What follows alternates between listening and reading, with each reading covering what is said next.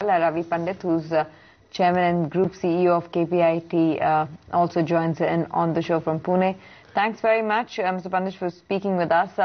Q1 has begun on an encouraging note, and you had indicated of a good deal pipeline where you were chasing half a dozen large-sized deals. How are the deal conversions panning out so far, and traction coming in from the US and Europe? The traction is good. So, we gave a guidance of 14 to 16% growth at the beginning of the year. And what we have said is that the traction would be coming largely from the US and from Asia Pac. And those markets are responding to, our efforts there. So the traction is reasonable. It's good. Ravi, when you gave that guidance, rupee was at 60. So is it time to make that 14.16 and 16.8 and 18.20 now? Yes. But what we do is that we give a guidance based on a certain forex ratio, and at that time the rate that we had given was 54. So obviously, in the context of the current value of the rupee, the amounts would be better. But the guidance that we have given is in dollar terms. Your margins for Q1 were down, and that was largely because of salary adjustment, one-time issues. But can I safely assume that because of this dollar windfall, your margins will expand now? That is true. They will. You see, every 1% change in the rupee value makes about 25-30 bips change for our overall profitability.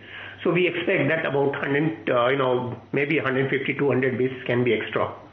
What we had given at the beginning of the year was an overall guidance of an improvement in EBITDA on a year-on-year basis, which we are sure we will better now in the context of the rupee value change.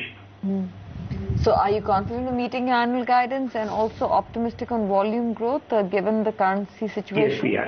Yes, we are. Okay, but what is it that you're seeing in terms of, the trend on pricing for deals?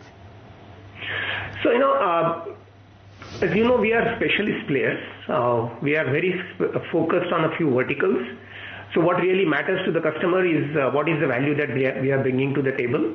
So not many negotiations have started on the rupee change, and it is our endeavor always to tell our customers that either they have to decide that they will take the forex risk or we will take the risk. And normally the understanding is that we will take the risk.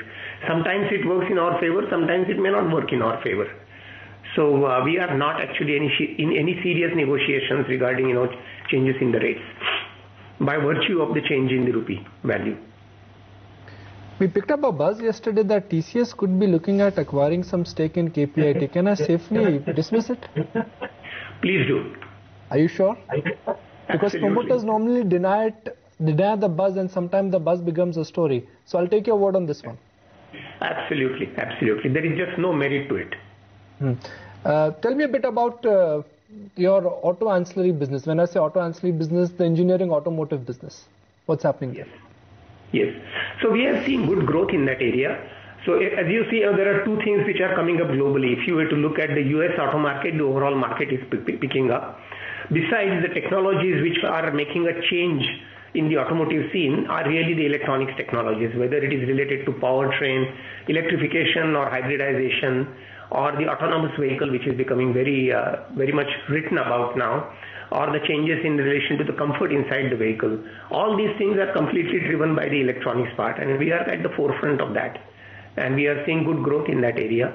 As you would have noticed, we have also been filing quite a few patents in that area. So slowly we are moving towards the thought leadership in this domain, and which is being recognized by our customers. More and more customers are looking at us as innovation partners in this domain, and we really like that position. Right, but purely in terms of your expansion plans, now you're sitting on a cash balance of about 430 crores. Given that you said that the news about TCS is not true, are you looking at inorganic opportunities right now? So we are, as you know, we are continuously looking at inorganic opportunities, and we don't have anything ready for announcement. But we are continuously looking at those opportunities. We are extremely careful about what we buy. Because we really want to ensure that nothing that we buy is outside of our strategic focus, that it also fits culturally with what we are doing, and secondly, it has to make financial sense both to us as buyers and as well as to the sellers. So we are continuously on the lookout. I don't have anything specific to announce just now, but you are right, we are on the lookout. are the gaps you need to fill? Because some analysts who track your company, they've argued in the past that for a company of your size, if they're sitting on 430 to about 440 crore of cash, that cash could be value destructive. It will only drag your total return on equity or return on capital.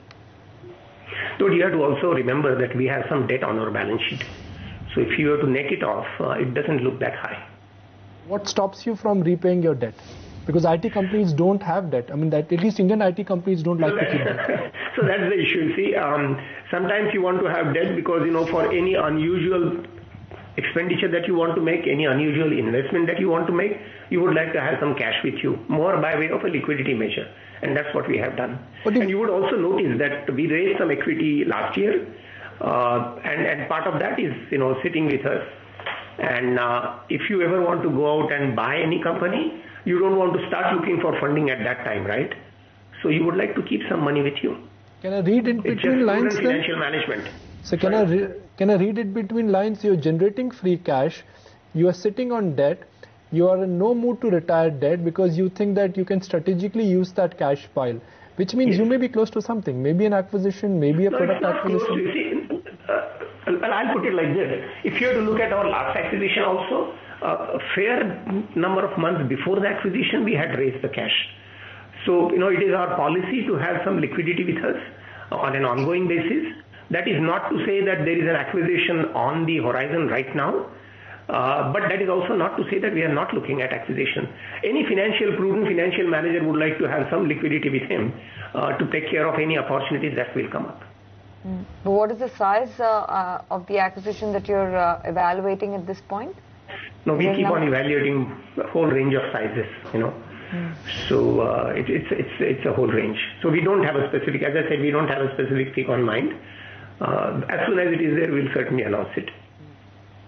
When your Q2 numbers will come out less than 6 weeks, what are the chances that you could revise your guidance? Because the environment certainly is indicating that you have to revise your guidance. The way I would put it is that, when we gave our guidance was as it is far more optimistic than what the street was looking at or what the industry was looking at.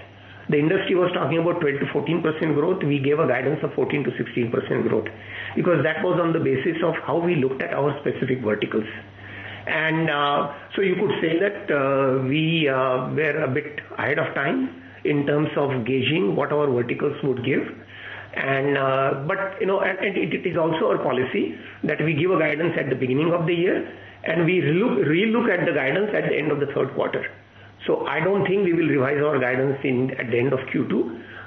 Hopefully we will have a reason to revise at the end of Q3.